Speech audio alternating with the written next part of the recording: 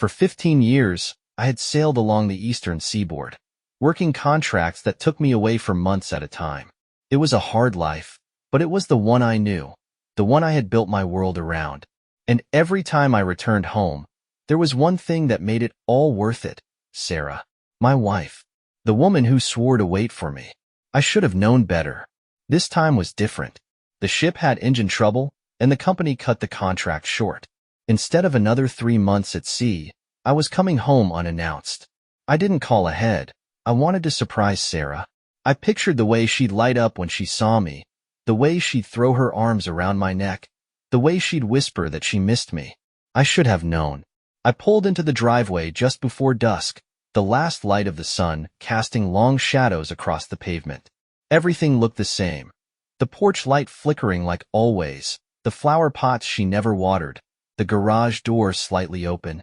Except my car wasn't the only one in the driveway. A black pickup truck sat parked near the garage. A truck I didn't recognize.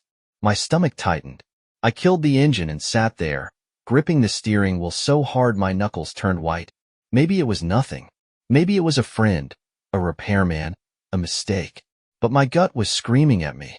I got out, my footsteps careful, quiet.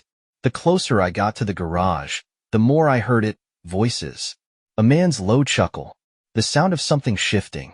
I reached the side door and pushed it open. There she was. Sarah. In his lap.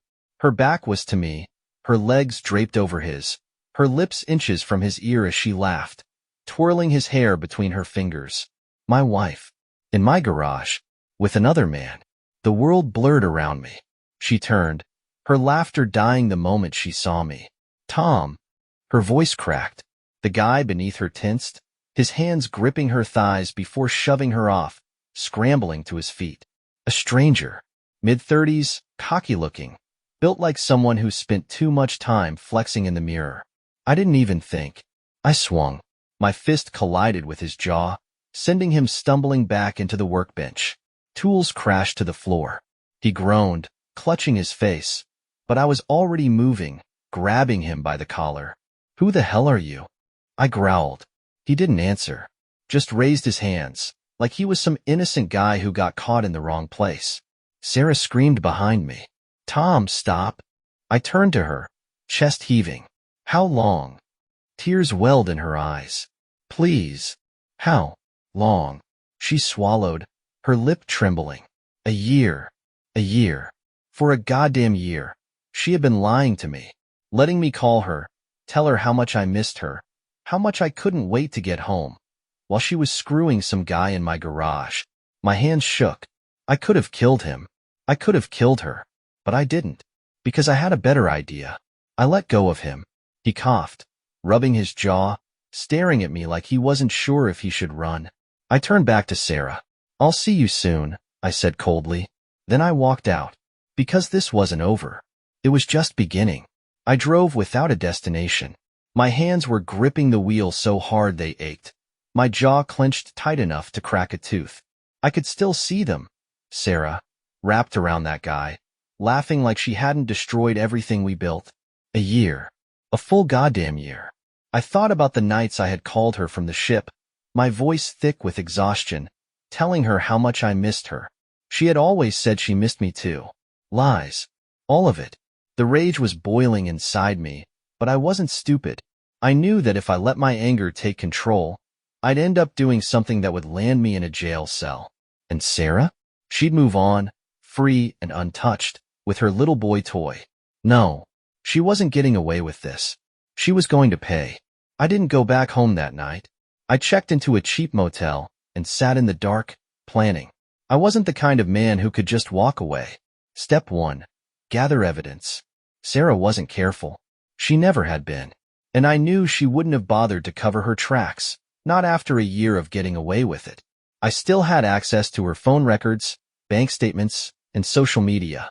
And within an hour, I had everything I needed. Text messages, photos, hotel receipts, dates that lined up perfectly with the times I was away. It wasn't just this guy from the garage. There had been others. She hadn't just cheated. She had built a second life. Step 2. Cut her off. Sarah had never been good with money. She relied on me for everything. the mortgage, the car payments, the credit cards.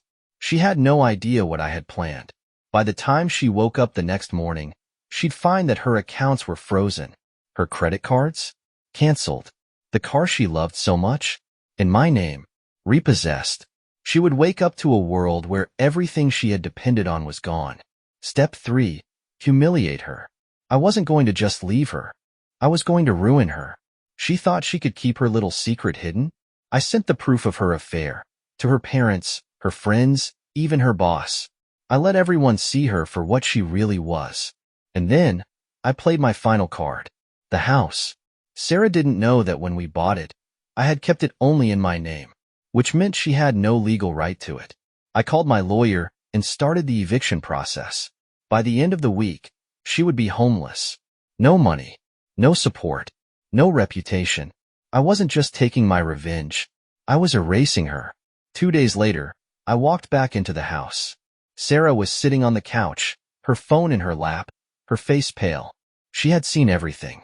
The messages, the financial freeze, the eviction notice. She looked up at me, her eyes red and desperate. "Tom," she whispered, her voice cracking. "What did you do?" I stared at her. The woman I had loved. The woman who had destroyed me. "I gave you what you deserved." Tears streamed down her face. "I have nowhere to go," she choked. "I have nothing." I smiled. "Now you know how it feels." She broke, right there in front of me. But I didn't care, because I was already gone. Thank you for listening to the story to the end. Please like, share your thoughts, and subscribe to the channel.